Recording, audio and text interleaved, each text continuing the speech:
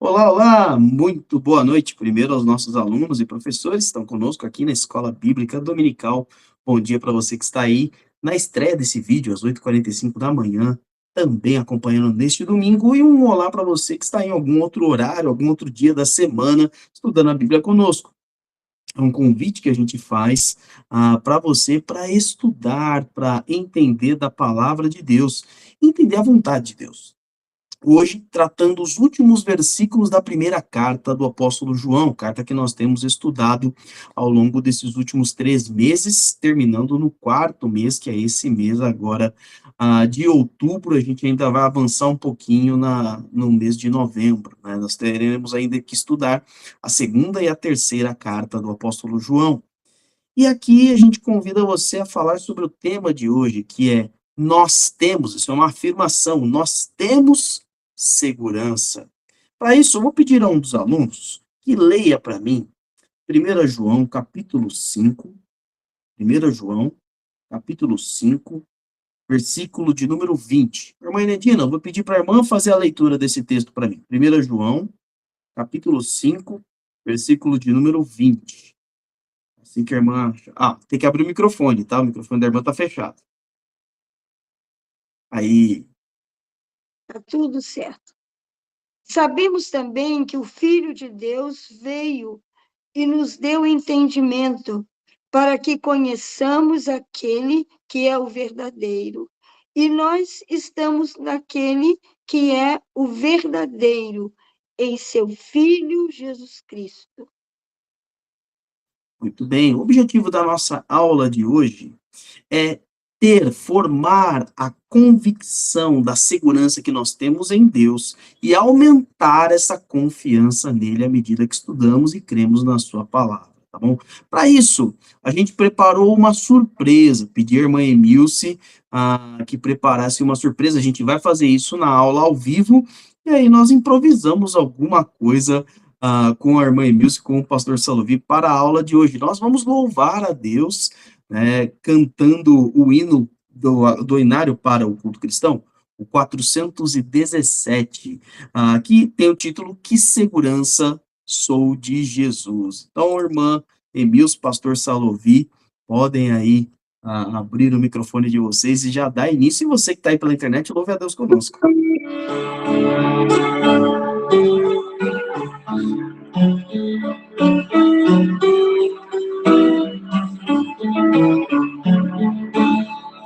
Que segurança sou de Jesus, e já desfrutas em seus olhos. Só por Jesus sou filho de Deus, Ele me leva ao glória do céu. Então me ao Senhor, quem me sempre ao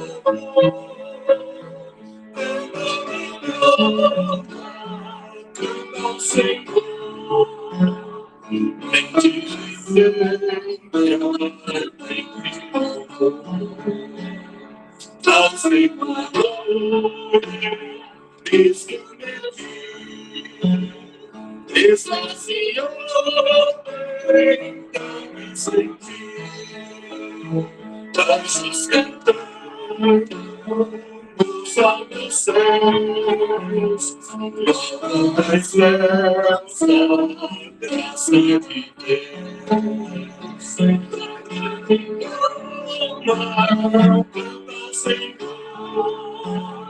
tem que dizer, tem que louvar,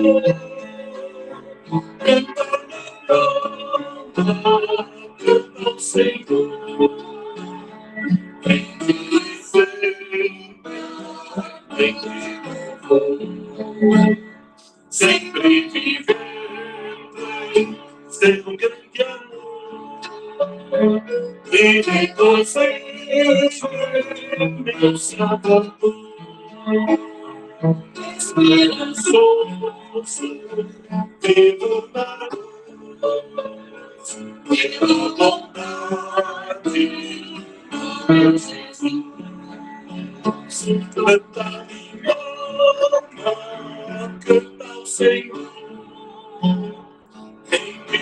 Senhor, vem que louvor, canta minha alma, canta ao Senhor,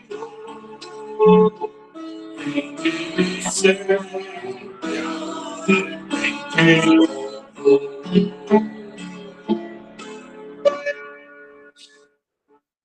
Muito obrigado. E é com este louvor antigo. Esse louvor foi composto pela irmã Fanny Jane Crosby. A história, depois se você pesquisa um pouquinho da história, é uma irmã que era porque já faleceu, né, mas é cega e compôs vários dos hinos do nosso inário para o culto cristão e o cantor cristão também. E ela vai afirmando que segurança, sou de Jesus e já desfruto as bênçãos da luz.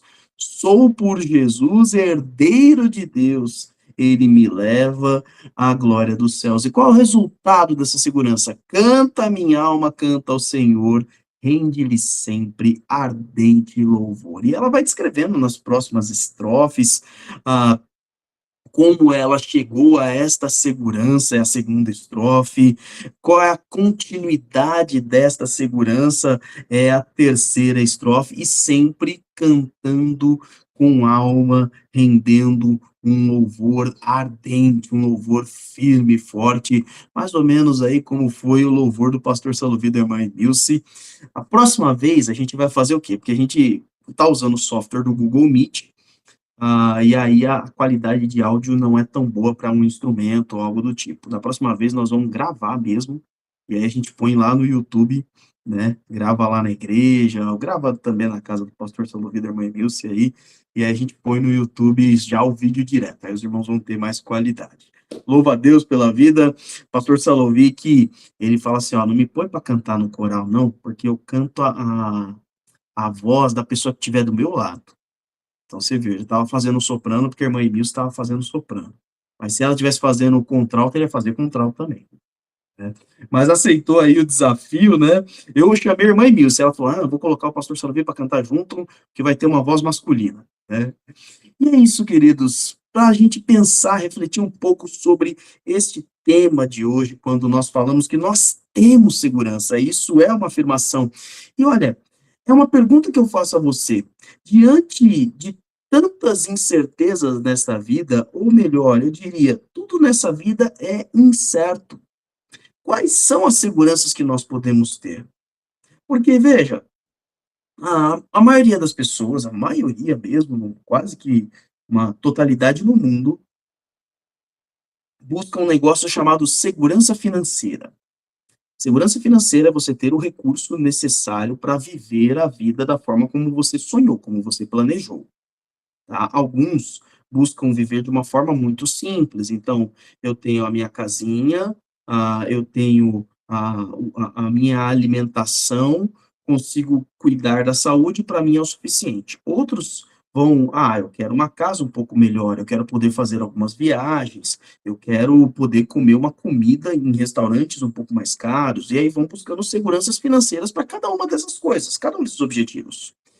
E vão fazendo estratégias. Então, por exemplo, há uma máxima no Brasil que é você comprar, não é só no Brasil, isso também existe na Europa, nos Estados Unidos, em outros países, que é: compre o imóvel, que o imóvel sempre se valoriza. O imóvel é uma segurança financeira. Você tem outras afirmações, quando você vai para um entusiasta da economia global, ele fala: olha, você quer realmente uma segurança, então compre títulos do Tesouro Americano. Compre títulos do Tesouro Americano, porque o título do Tesouro Americano, ele nem sempre se valoriza de fato, mas o seu dinheiro está seguro, porque é a economia mais sólida do mundo. E assim vai. Alguns vão falar assim: não, compre ouro, porque ouro é um lastro confiável, ele só vai crescendo. O ouro, ainda que as economias despenquem, o ouro não perde o seu valor, ele até pode desvalorizar, mas ele não vai a zero, e assim por diante. Mas é muito curioso que até mesmo para esse que tem uma segurança financeira, ele fica alarmado quando as economias do mundo desabam. Hoje, depois aí já de quase 80 anos em que a hegemonia americana, a hegemonia econômica americana, ganhou força, hoje, com uma ascensão chinesa, as pessoas começam a temer um pouco, não agora, mas daqui uns 20, 30 ou próximos 50 anos, se realmente o título do Tesouro Americano estará tão sólido. Nós estamos diante de cenários de guerras e algumas proporções de guerras mundiais, e todo mundo sabe que economias desabam.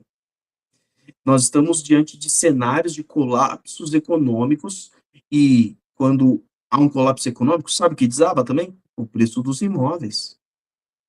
E aí as nossas seguranças, elas vão desabando.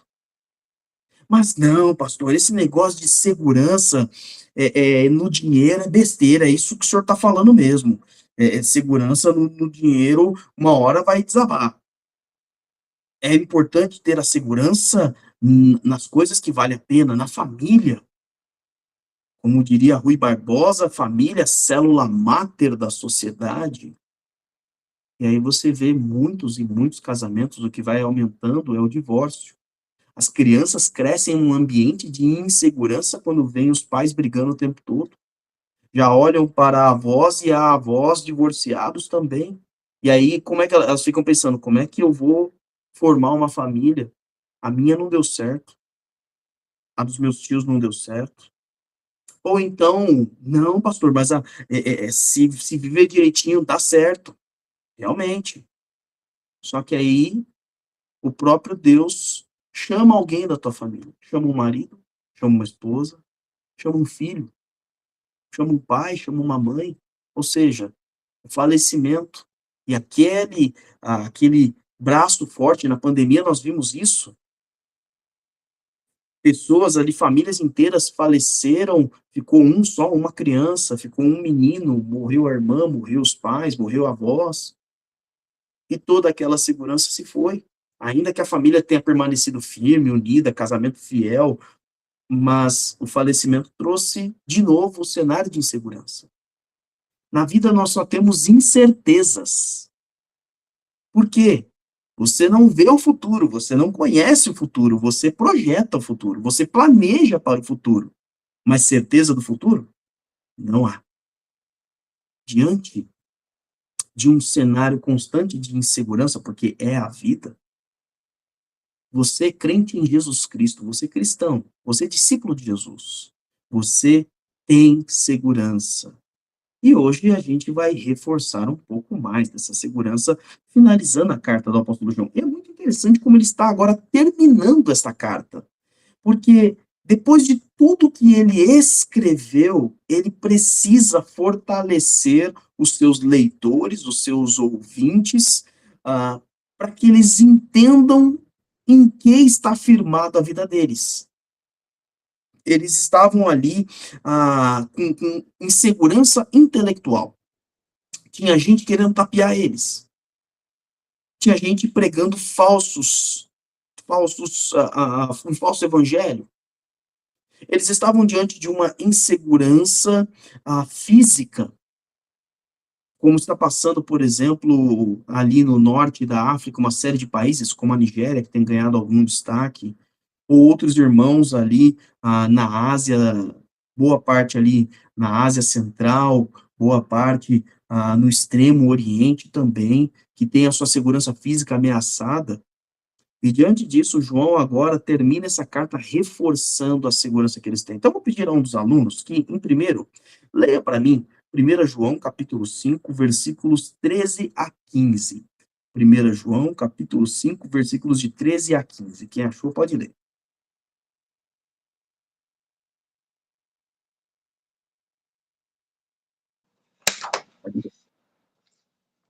Escrevi-lhes estas coisas a vocês que creem no nome do Filho de Deus, para que vocês saibam que têm a vida eterna.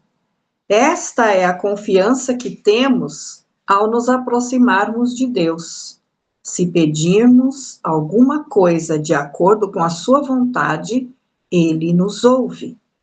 E se sabemos que ele nos ouve em tudo o que pedimos, sabemos que temos o que dele pedimos. Muito bem. Então veja como ele começa essa primeira parte. Olha, eu escrevi todas essas coisas, todas o quê? Toda a carta. Depois você pode, para relembrar, você pode reler, então, os 5 capítulos de João, para entender ali, aqui é a conclusão. Eu escrevi tudo que vocês leram nesses últimos capítulos, nesses últimos versículos, lembrando que lá não tinha capítulo nem versículo, isso foi coisa que foi sendo acrescentada, datam os especialistas que parece que a partir do ano 700, das cópias do ano 700, é que começaram a acrescentar capítulos, né, depois versículos, para facilitar a localização dos textos. Originalmente é uma carta, gente, é uma carta. Eu escrevi essa carta para que vocês creiam que no nome do Filho de Deus vocês têm a vida eterna. Vocês têm que saber disso. Quer uma prova disso? É que agora ele começa. Esta é a confiança que nós temos. Deixa eu mostrar para vocês como a gente confia. Para você que se aproximou de Deus, nós nos aproximamos de Deus. Se você pedir alguma coisa para Ele, sendo da vontade dele, de acordo, como ele diz aqui no texto, de acordo com a vontade dele, ele nos escuta. Então, ele escuta. E mais, versículo 15, sabemos que ele nos escuta e sabemos que temos o que dele pedimos, ou seja, nós recebemos o que pedimos a ele. O primeiro aspecto de confiança para fortalecer a nossa segurança é que Deus responde às nossas orações. Peraí, pastor, mas eu peço coisas para Deus que eu não recebi. Eu não sei se é bem a verdade. Bom, ele pode responder a oração com sim ou com não. É, pastor, mas o texto está dizendo aqui que se pedirmos, ele nos ouve e nós recebemos dele o que nós pedimos. Sim, mas veja o que João escreve. Se pedirmos alguma coisa de acordo com a vontade dele, de acordo com a sua vontade, se sua aqui está se referindo à vontade de Deus. Então, não, Deus não atende tudo que você pede, porque nem tudo é da vontade dele. E aí a gente aprende a orar. Uma coisa importante é estudar a palavra de Deus, porque a Bíblia nos ensina a orar e nos ensina a pedir. Os discípulos pedem a Jesus que ensine a orar, e aí você conhece a oração que Jesus faz, que nós intitulamos como oração do Pai Nosso. Jesus não falou, vou ensinar para vocês a oração do Pai Nosso. Não, ele só simplesmente ora. E aí a gente, para simplificar, para entender melhor, a gente vê ali a oração do Pai Nosso. Mas na Bíblia é recheado de orações. No Antigo Testamento, no Novo Testamento, você vê Abraão orando, você vê Noé orando, você vê a os descendentes de Abraão orando, você vê Moisés, Davi, Samuel, os profetas, vários orando, várias pessoas orando. Mulheres, Ana, mãe de Samuel, por exemplo. E aí você vai para o Novo Testamento, você vê constantemente o Filho de Deus orando. E a gente agora aprende pela Bíblia como a gente pede errado. Antes da gente falar do pedir certo, a gente percebe que muitas vezes a gente pede errado. Tiago escreve a sua carta no capítulo 4, versículo 3, dizendo o seguinte: quando pedem, não recebem, pois pedem por motivos errados, para gastar em seus prazeres. Então, pedis e não recebeis, porque pedis mal. Essa é uma afirmação que Jesus traz. Eu decoro os textos na linguagem mais antiga, então eu venho com essas conjugações verbais. Cresci com Almeida Revista e Corrigida, Almeida Revista e Atualizada, então aí o meu decoreba de versículo é sempre em texto antigo. Mas por quê? Porque a gente pede para a nossa própria alegria, para o nosso próprio prazer. E agora, o próprio Jesus nos ensina a pedir. Nós vamos pegar um compilado de versículos, né? Primeira coisa que a gente tem observado, que é o versículo 14, né? 1 João 14, pedir segundo a vontade de Deus. Senhor, se for da tua vontade. Por isso que Jesus ensina, Pai nosso que estás no céu, santificado seja o teu nome, venha a nós o teu reino, seja feita a tua vontade, assim na terra como é feita no céu. E aí ele começa a pedir. Então perceba, ele começa lá no Pai Nosso, em Mateus 6, antes de pedir o pão, antes de pedir o perdão, antes de pedir o livramento do mal, ele pede que a vontade de Deus seja feita na nossa vida. E aí, então, a gente vai olhar o Evangelho de João. Então, pedir aos irmãos, deixem as suas Bíblias abertas ali em João 14, a gente vai trabalhar João 14, João 15 e João 16.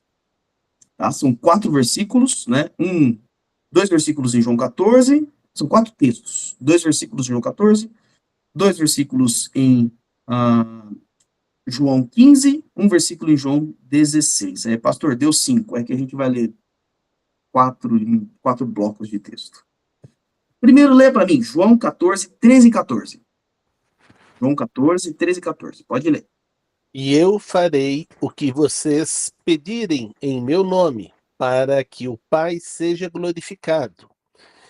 E o que vocês pedirem em meu nome, eu farei. Primeira coisa, quer pedir algo segundo a vontade de Deus? Peça em nome de Jesus. Ah, pastor, isso aí é fácil, eu sempre peço em nome de Jesus. Eu termino minhas orações dizendo, em nome de Jesus, amém. Olha, isso é um ritual que a gente aprendeu. Tudo tem que ser feito em nome de Jesus, porque a palavra de Deus diz que ele é o único mediador. Mas na prática, esse pedir em meu nome é muito mais profundo. Pedir em nome de Jesus é entender, Senhor, é por ti e para ti. Não é pelo que eu fiz, porque a gente pede, a gente fala em nome de Jesus, mas a gente pede em nosso nome. Senhor, eu tenho sido fiel. Senhor, eu tenho obedecido. Senhor, eu tenho andado do jeito que a sua palavra diz. Por que o Senhor não me dá? Você está pedindo em nome de quem? Você não está pedindo em nome da graça de Jesus. Você está pedindo em nome das suas obras. Senhor, me dá porque eu fiz. Aí, você quer jogar essa lógica? Então, em nome dos seus pecados, Deus pode responder suas orações? O que é maior, o que você obedeceu ou a quantidade de pecados que você cometeu? Vamos pôr na balança. Acho, no meu caso, pelo menos, a balança dos pecados ganha. Por isso que tudo que Deus nos dá, Deus faz, não é em retribuição ao que nós fizemos. É em nome de Jesus, ou seja, da graça de Jesus. Tudo que ele responde em oração, tudo que ele dá é graça. Graça significa favor que eu não mereço. Tá? Então, isso é pedir em nome de Jesus. É, Senhor, eu estou pedindo pela tua graça e pela tua misericórdia. Senhor, não considera os meus pecados. E, Senhor, eu reconheço que tudo que eu fiz de bom foi a tua graça em mim, foi o teu Espírito Santo agindo através da minha vida. Por isso que Filipenses capítulo 2, versículo 13, diz que é Deus que efetua tanto o querer quanto o realizar. E é por isso que Jesus diz, depois de terem feito tudo, considerem-se servos inúteis, porque não fizeram nada além do que era esperado. Então, a gente entende, eu peço em nome de Jesus. Eu não peço pelo que fiz, ou pelo que irei fazer, barganhando. Senhor, se o Senhor me der, eu farei. Se o Senhor me der, eu vou entregar isso. Gente, tudo pertence a Deus, e põe isso na sua cabeça, tá? Tudo pertence a Deus. Você pertence a Deus. E ó, Deus sabe se você vai fazer ou não. Deus conhece o futuro. Olha, vejam só. Então não adianta fazer promessas para Deus, porque ele sabe se você vai cumprir ou não. Isso posto, a gente vai para o segundo, porque não é só isso. Leia para mim agora João 15, 7.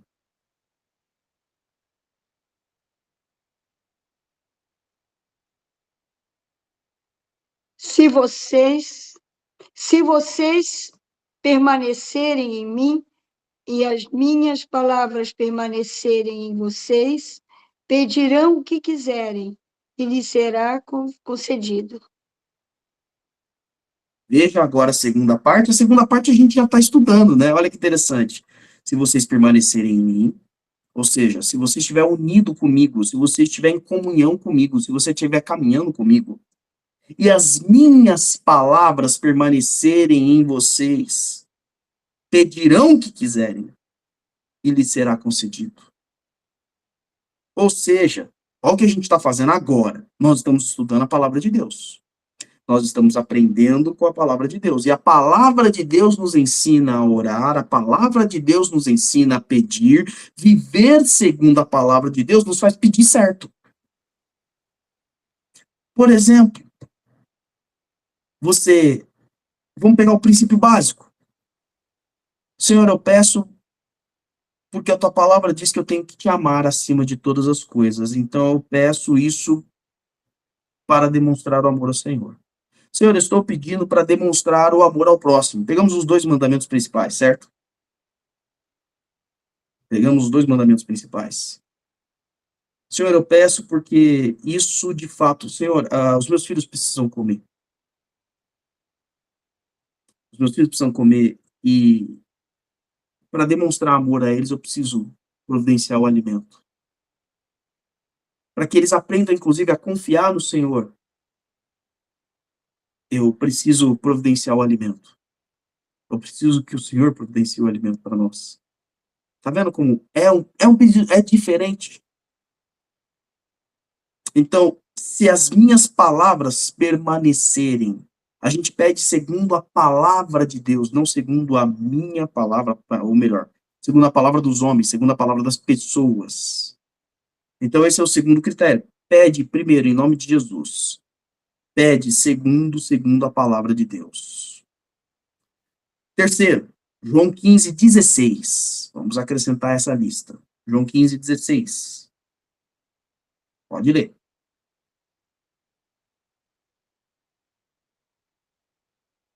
Vocês estão ruim de esgrima bíblica, viu? Vocês não me escolheram, mas eu vos escolhi para irem e darem frutos, frutos que permaneçam, a fim de que o Pai lhes conceda o que pedirem em meu nome. Muito bem. Então, agora, terceiro critério. Então, você está pedindo em nome de Jesus, não em seu nome, não em nome dos seus pais, não em nome da sua família, não em nome das suas obras, está pedindo em nome de Jesus. Você está pedindo segundo a palavra de Deus. Você entende que aquilo é um direcionamento da palavra de Deus. Terceiro, você está pedindo para frutificar, fruto que permaneça. Lembra quando Tiago, a gente leu o texto de Tiago, vocês pedem para os próprios prazeres de vocês. Prazer próprio não frutifica em nada. Não muda a vida de ninguém, nem a sua vida o prazer próprio frutifica. Porque ele é passageiro. Certo?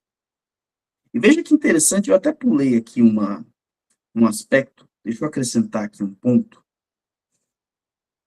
Quando a gente pede para frutificar, ou seja, para fazer com que o reino de Deus seja conhecido, para que aquilo que nós fizermos vai permanecer na vida dos outros, Deus concede. Algo que eu pulei foi lá em João 13:14, ele diz, para que o Pai seja glorificado no Filho. Por que a gente pede em nome de Jesus?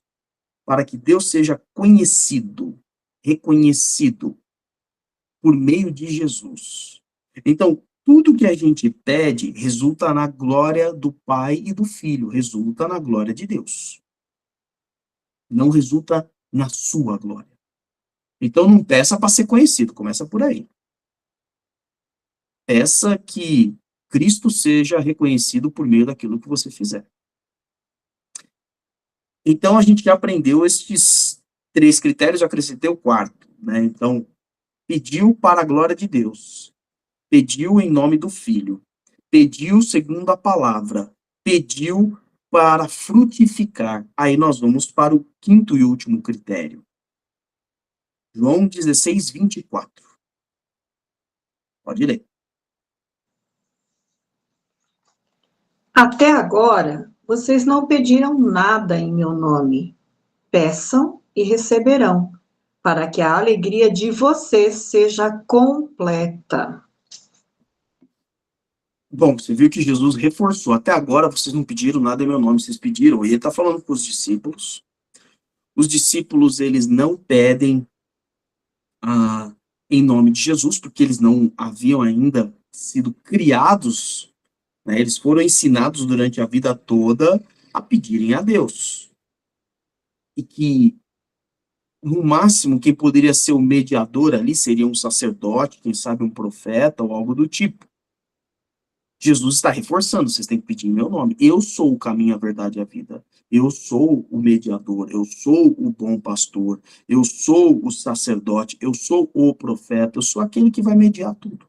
Então peça em meu nome. Mas olha aqui, ele dá um propósito. E esse propósito eu sei que você gostou. Deus atende para que a sua alegria seja completa. Aí eu gostei, pastor. Aí eu curti. É, que aí é bom, é para isso que eu tô pedindo, pastor. Eu tô pedindo para minha alegria ser completa. Eu quero ser alegre, quero estar alegre. Eu não ia estar pedindo para ficar triste. Não, vou pedir coisa para ficar feliz. E de novo, tem um ponto aqui muito importante. Ele está dizendo para que a sua alegria seja completa. Será que o que você está pedindo agora vai trazer uma alegria passageira, momentânea, ou uma alegria contínua? Peraí. Você vai ter a alegria do momento. Você vai ter a alegria daquele tempo, de ter recebido aquilo, de ter conquistado esse objetivo. Mas pode ser que, se for um relacionamento, essa alegria passe com o tempo. Um trabalho, com certeza a alegria passa, viu? Uma experiência, com certeza passa, porque passou a experiência, passou a alegria. Não traz a alegria completa. Traz uma alegria incompleta, passageira, momentânea. Quer pedir algo segundo a vontade de Deus? Foi o que a gente começou falando no versículo 14 de 1 João 5.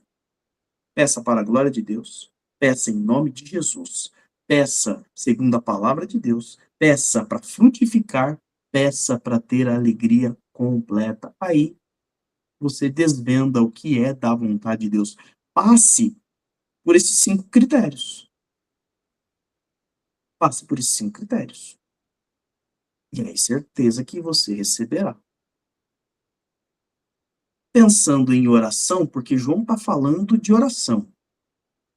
Agora, ele está falando não só da oração de você por você. Ele começa a nos direcionar na oração pelo outro. Então, leia para mim, 1 João 5, versículo 16 e 17. 1 João 5, versículos 16 e 17. Muito bem. A Ana fez uma pergunta muito boa. A Ana colocou aqui, antes da leitura, segura um pouquinho, Beth. A Ana fez uma pergunta maravilhosa, está participando conosco aqui. Ela escreveu, pastor, mas a gente consegue ter uma alegria completa aqui se referir a frutos que não permanecem? Não consegue. Mas se for referido a frutos que permanecem, sim.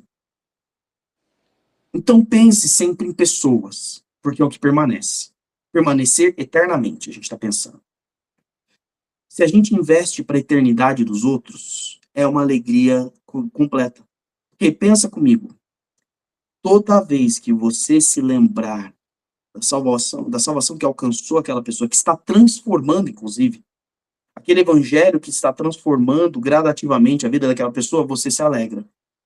E quanto mais, perceba o ponto. Por que às vezes a gente deixa essa alegria escapar? Às vezes a gente está investindo pouco. na eternidade dos outros. Às vezes a gente não tem tantos motivos para se alegrar, porque a gente tem pouca gente para se lembrar de quem está com esse fruto que permanece. Então, nada nessa vida nos traz a alegria completa, a não ser a obra de Deus na vida das pessoas. Então, contemplar o que Deus está fazendo é uma alegria permanente, porque o tempo todo eu estou observando. Por isso também é um negócio importante. Por exemplo, vira e mexe, eu converso com a Beth sobre o Alisson. Aproveitar que a Beth está com o microfone aberto. Saber que o Alisson está do outro lado do mundo, tá lá em Portugal, do outro lado do oceano,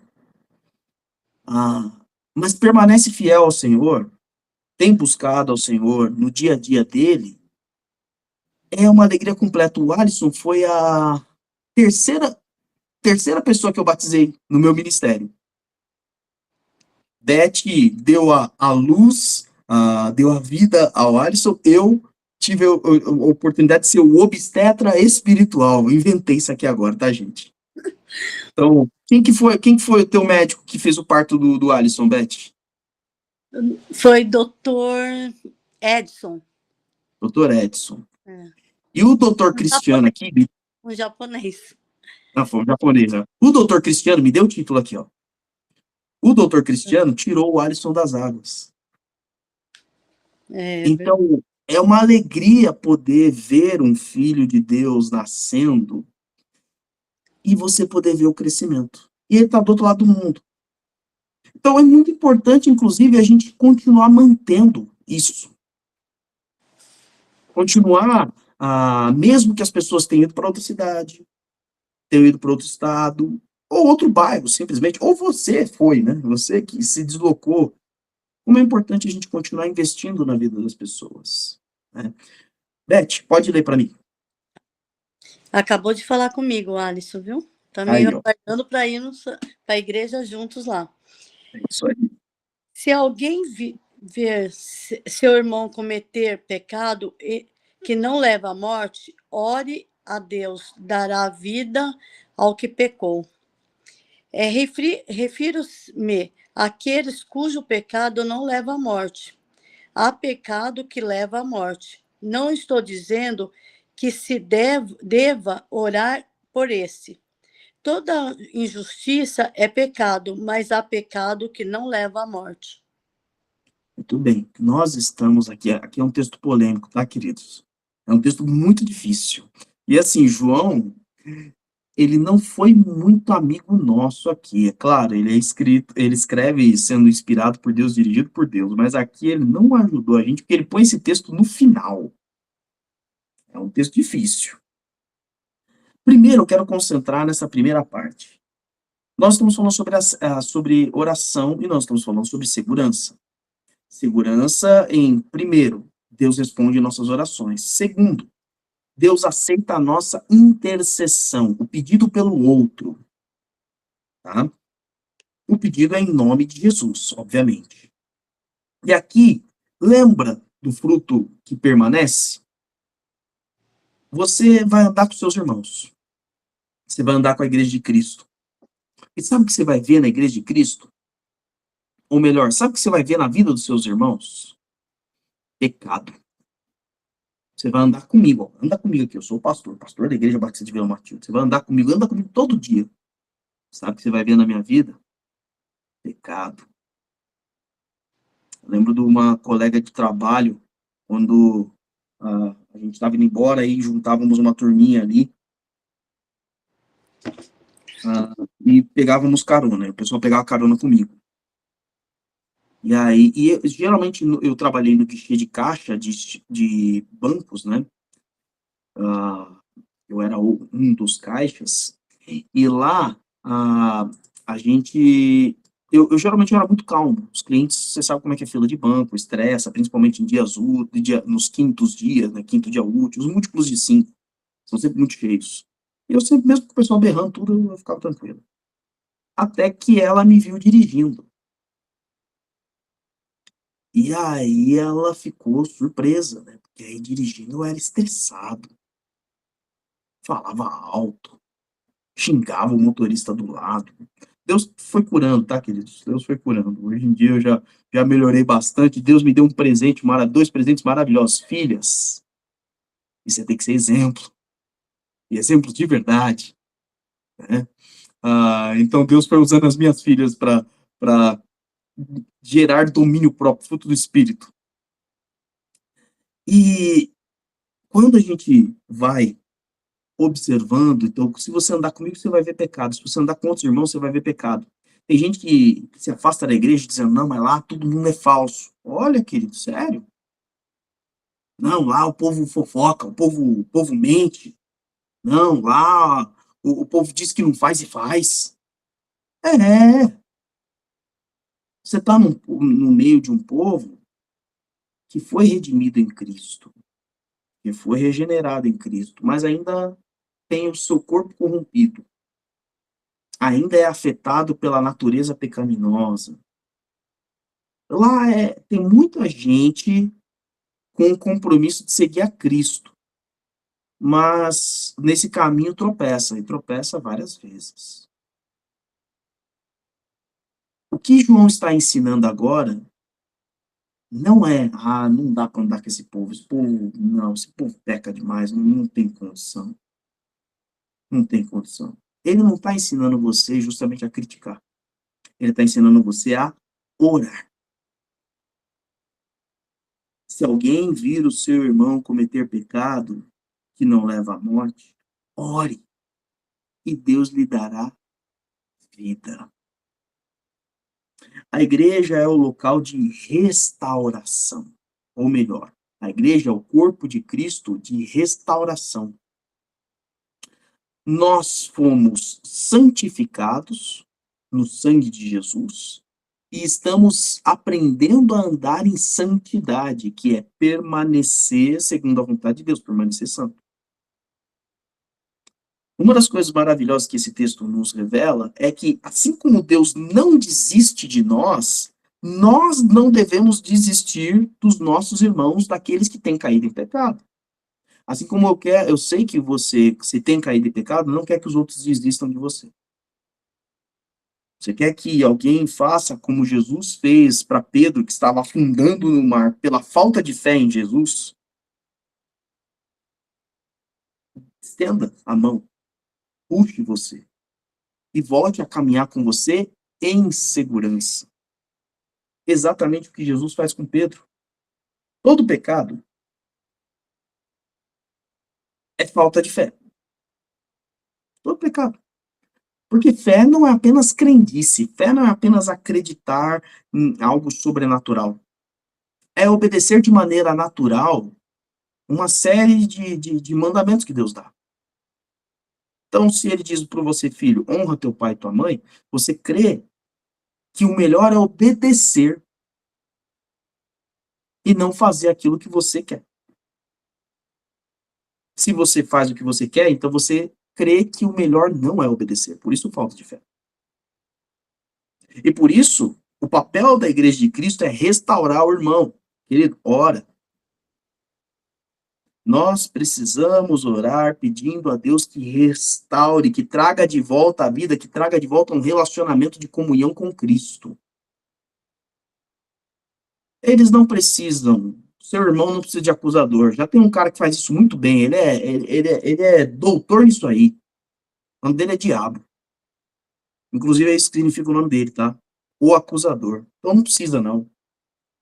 Ele tem um monte de anjo dele lá, ele tem um monte de servo dele lá, que faz esse trabalho para ele também, não precisa de mais um. O seu papel é restaurar o seu irmão em oração. Lembra? Fruto que permaneça. Senhor, eu desejo que este que conheceu a tua palavra, ele seja restaurado na tua palavra. Aquele que tem o Espírito de Cristo em sua vida, o Espírito Santo em sua vida, ele seja restaurado no Espírito Santo.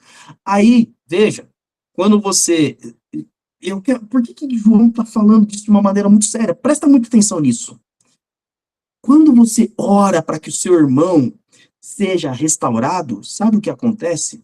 Quando ele você se alegra. Você sorri.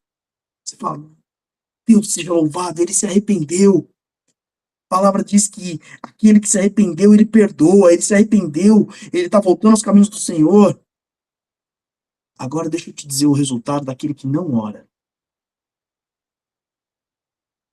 Tá, então, ele pecou, tá, ele se arrependeu, mas é isso? Ele pode voltar a participar do ministério? Não vai acontecer nada com ele? Entendeu a diferença? Pensamento? Se Cristo perdoou, se Cristo redimiu, quem sou eu? Eu sou o novo Cristo? Eu sou o juiz? Se o juiz apontou para a mulher em pecado, que já demonstrava diante dele o arrependimento do seu adultério, e ele diz: eu também não te condeno. Vai, não peques mais. Se aquele que poderia condenar restaurou, então, meu irmão, eu só me alegro. Por isso que a gente ora. Mas deixa eu fazer um parêntese sobre há pecados para a morte. Isso aqui é difícil. Isso aqui é difícil, porque João não explica, ele não está preocupado em explicar o que é o tal pecado para a morte, querido. Não, não tem. O que nós vamos fazendo? Nós vamos traçando meios de interpretação. Tá? A linha menos provável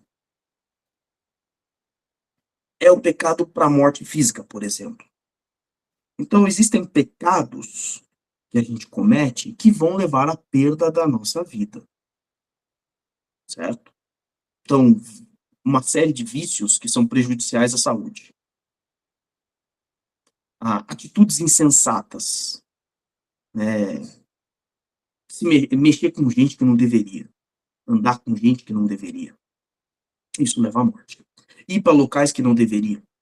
Isso leva à morte. Essa é uma leitura, é uma lei de interpretação. A maior parte dos intérpretes desse texto olham para o que a gente chama de morte eterna. Então, eu peguei aqui, só para você ter uma noção, a tradução do versículo 16 e 17, na versão A Bíblia Mensagem. A Bíblia Mensagem, ela não é uma tradução, ela é meio que uma paráfrase. Ela pega o texto e ela coloca numa linguagem contemporânea, uma linguagem do dia a dia, ainda assim com um nível certo de interpretação, pensando no que seria esse sentido quando o autor, ou quando o interlocutor ali falou, né? Então, olha a tradução, como é que fica. Por exemplo, estou lendo o versículo 16, 17, 1 João 5. Por exemplo, se vemos um cristão pecando, não fala aqui aqueles que fazem da prática do pecado um caminho fatal, que leva à morte eterna. Pedimos a ajuda de Deus e ele nos atende, dando vida ao pecador, cujo pecado não é fatal. Existe pecado que é fatal. E nesse caso, não digo que deva-se orar. Tudo que fazemos de errado é pecado. Mas nem todo pecado é fatal. Ele está dizendo, olha, toda injustiça, tudo que a gente faz que não é segundo a vontade de Deus é pecado. Mas existe pecado que leva à morte eterna. Um exemplo clássico é o pecado contra o Espírito Santo, que está lá em Mateus capítulo 12, versículo 31 e 32, quando os fariseus dizem que Jesus expulsa demônios por meio de Beelzebul, príncipe dos demônios. Está lá no texto, se você ler os versículos anteriores, né, o 28, 29, 30. E Jesus diz, olha, todo pecado será perdoado, exceto o pecado contra o Espírito Santo, atribuir a obra de Deus a Satanás, ou ainda não reconhecer Jesus Cristo como o seu Salvador. Nós não cremos na perda da salvação. Então, o que é? E aí eu peguei um comentário de John Stott. O comentarista traz ali sobre as cartas de João. O comentário dele diz o seguinte: na opinião de João, do apóstolo João, aqueles que cometeram pecado para a morte não eram apóstatas da fé. Gente que abandonou a fé. Eles eram impostores. Não eram verdadeiros irmãos que tinham recebido a vida eterna e depois perderam. eram anticristos. E aí, por isso que um texto a gente não interpreta ele isolado, a gente tem que olhar todo o contexto da carta. Isso é o que a gente chama de teologia bíblica. Então, eles negavam o filho e não tinham o pai. Isso é 1 João, capítulo 2, depois você anota aí, no capítulo 2, versículo 22 e 23. Leia lá depois esse texto. Eles eram filhos do diabo, não filhos de Deus. 1 João, capítulo 3, versículo 10. É certo que outrora, que João Stott falando ainda, é certo que outrora foram membros da igreja visível, pertenciam à igreja, e sem dúvida passaram por irmãos nesse tempo. Mas saíram, e com a sua saída ficou evidente que eles nunca tinham sido dos nossos. Isso é 1 João capítulo 2, versículo 19. Visto que rejeitaram o filho, não tinham direito à vida. 1 João 5,12. Seu pecado realmente era para a morte. Então, o pecado para a morte que ele diz que nós não oremos, que é aquele que não crê no Filho, na verdade, essa pessoa, ela nunca teve a vida em Cristo. Então, o que você pode orar é pela conversão dela, porque ela não é convertida em Cristo. Pelo pecado não adianta orar. Então, no caso dos fariseus lá, que atribuíram a obra de Deus a Satanás, eles não reconhecem que Jesus é o Cristo, pelo contrário.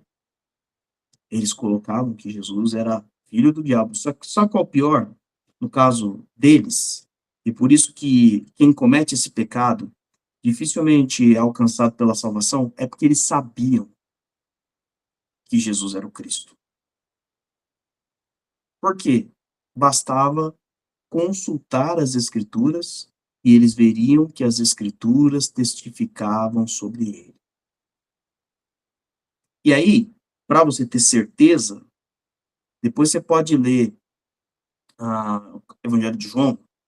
Se eu não me engano, deixa eu fazer uma rápida conferência, se eu não me engano, é o capítulo de número, eu estou na dúvida se é o 8 ou o 10.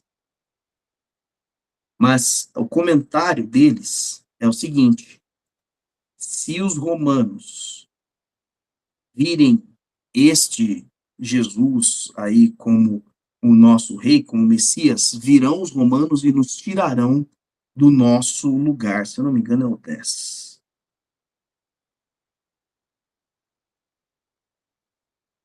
Deixa eu confirmar aqui para os irmãos.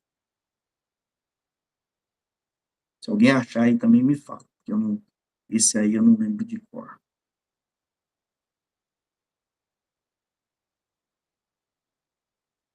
Eu vou fazer uma pesquisa rapidinha aqui. E aí eu falo para os irmãos.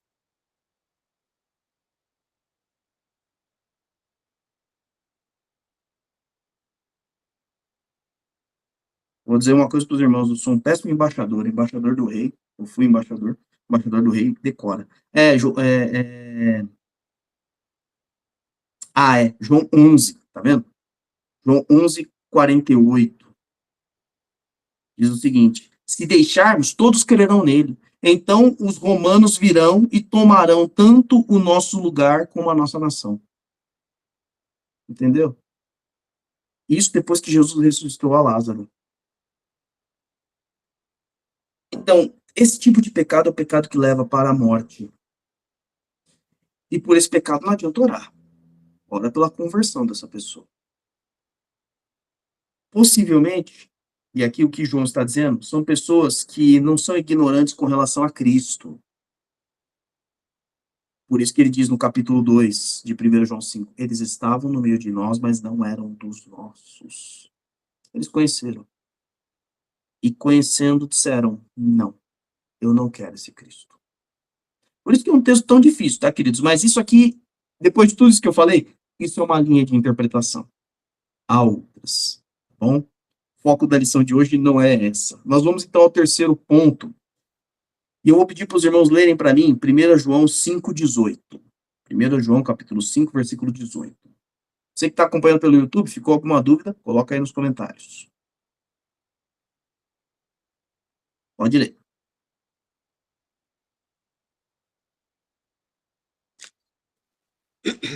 Sabemos que todo aquele que é nascido de Deus não está no pecado.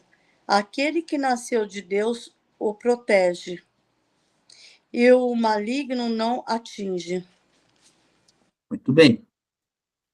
Nós falamos, então, nós estamos falando sobre segurança, nós temos a segurança. Primeiro, segurança de que Deus ouve as nossas orações e responde nossas orações. Segundo, Deus aceita a nossa oração pelo outro. Deus aceita a nossa intercessão.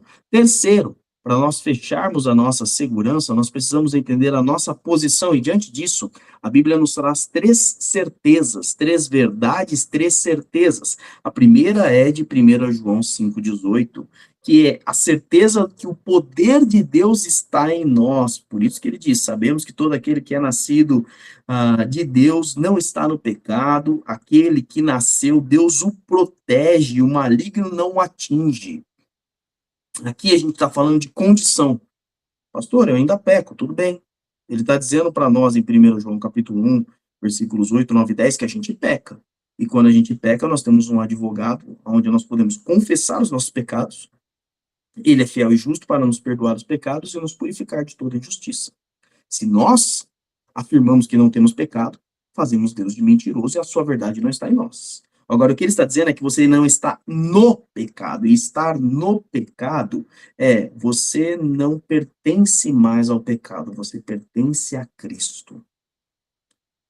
O poder de Deus, o poder da salvação, o poder da redenção está em você. E é por isso que o apóstolo Paulo diz para nós, assim, então, você que pertence a Cristo, você que não está no pecado, você precisa estar revestido desse poder. Então, isso está em Efésios, capítulo 6. Eu vou pedir para um dos irmãos ler para mim. Efésios 6, do 10 ao 13. Efésios, capítulo 6, versículos de 10 a 13. Pode ler. Finalmente, fortaleçam no Senhor e no seu forte poder. Vistam toda a armadura de Deus para poderem ficar firmes contra as ciladas do diabo, pois a nossa luta não é contra pessoas, mas contra os poderes e autoridades, contra os dominadores desse mundo de trevas, contra as forças espirituais do mal nas regiões celestiais. Por isso, vistam toda a armadura de Deus para que possam resistir no dia mau e permanecer inabaláveis depois de terem feito tudo. Veja, nós não estamos no maligno. Nós não pertencemos ao maligno.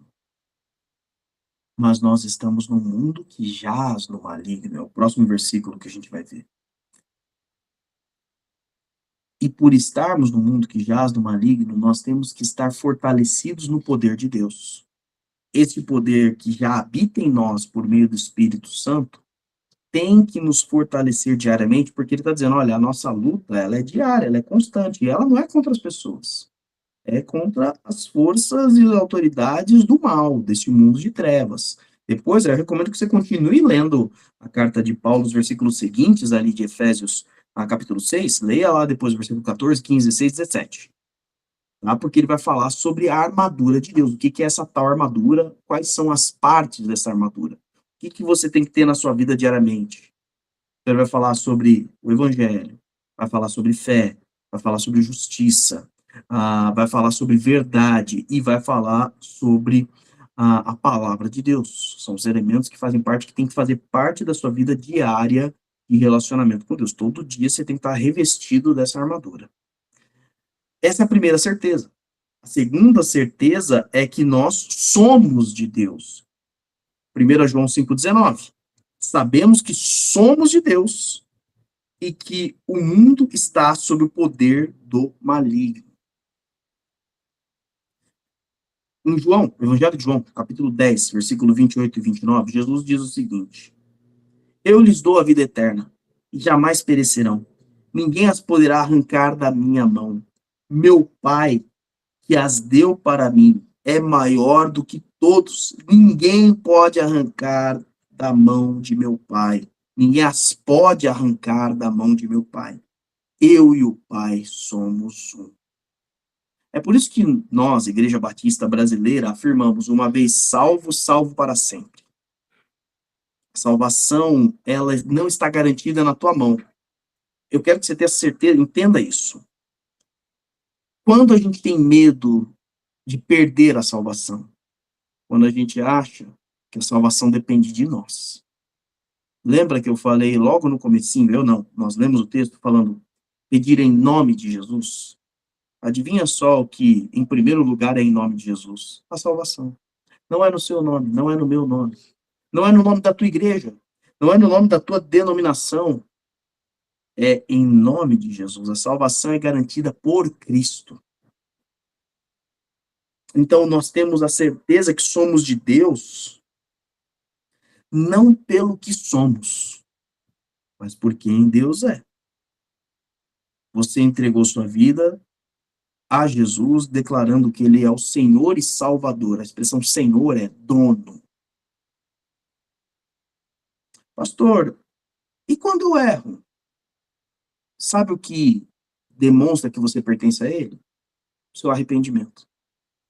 O arrependimento é a comprovação que o Espírito Santo, que é o selo da salvação, está em você. Quando você peca e você se arrepende e pede perdão, é porque você pertence a Ele. E quando você permanece em santidade, é porque você pertence a Ele. Então, esses são traços de pertencimento. E é isso que nos dá esta segunda verdade, essa segunda certeza que está sendo dada aqui. Sabemos que somos de Deus. Agora, saiba, você é de Deus. O mundo está no maligno.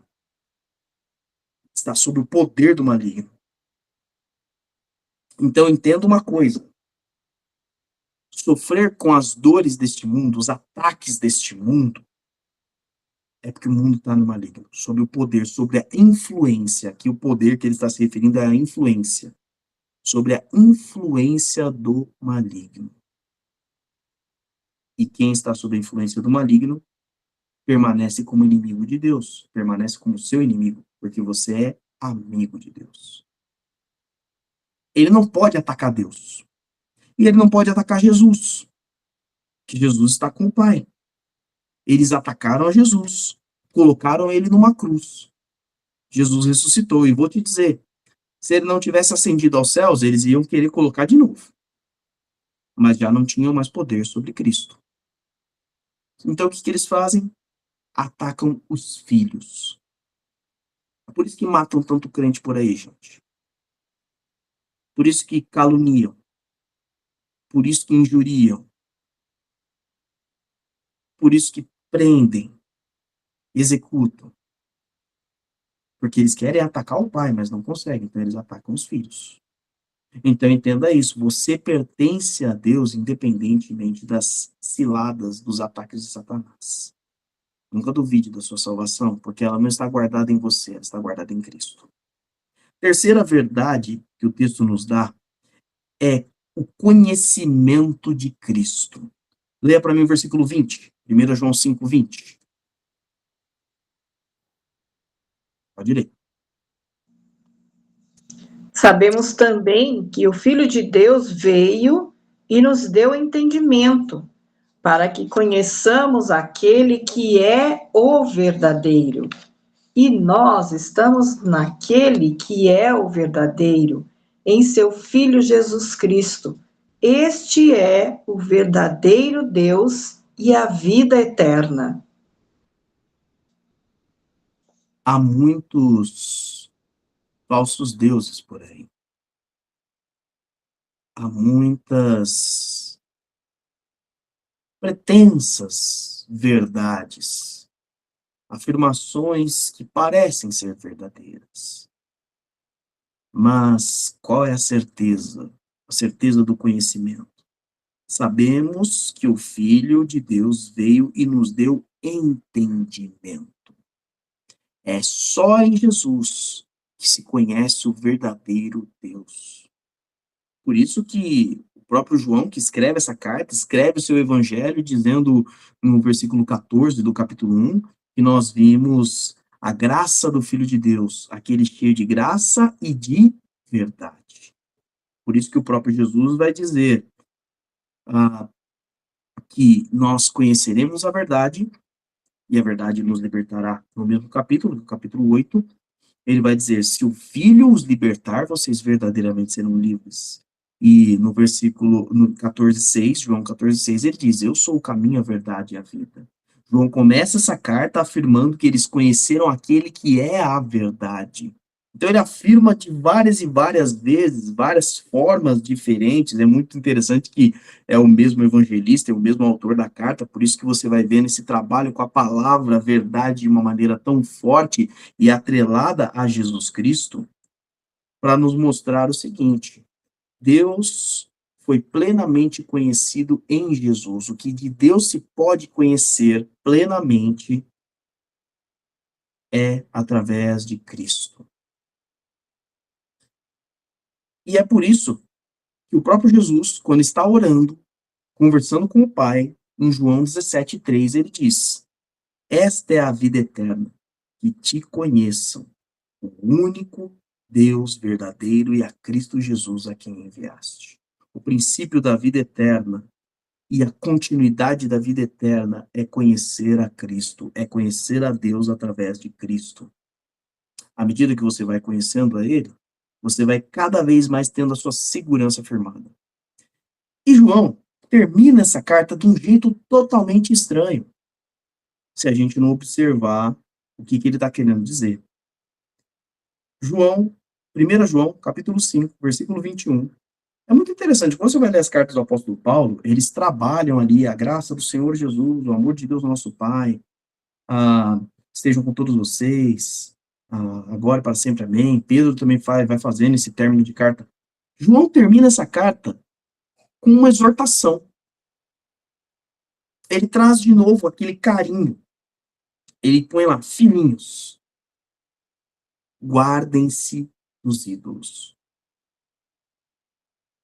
Mas a gente está falando sobre ter segurança. Por que ele coloca no final essa afirmação jogada? Nós temos segurança, mas você precisa permanecer na segurança. Por que essa afirmação final ela é tão importante? E tem tudo a ver com o que João está falando. Porque nós geramos ídolos para os nossos corações. Ídolos para nos trazer segurança. Quer ver? Vamos no Antigo Testamento. O livro de Ezequiel, capítulo 14. Vou pedir a um dos alunos que lê para mim. Ezequiel 14, versículos de 3 a 5. Presta atenção no que aconteceu com o povo de Israel e como Deus tratou. Ezequiel, capítulo 14, versículos de 3 a 5. Pode ler.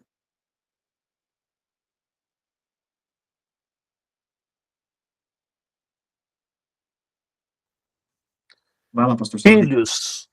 Filho do homem, estes homens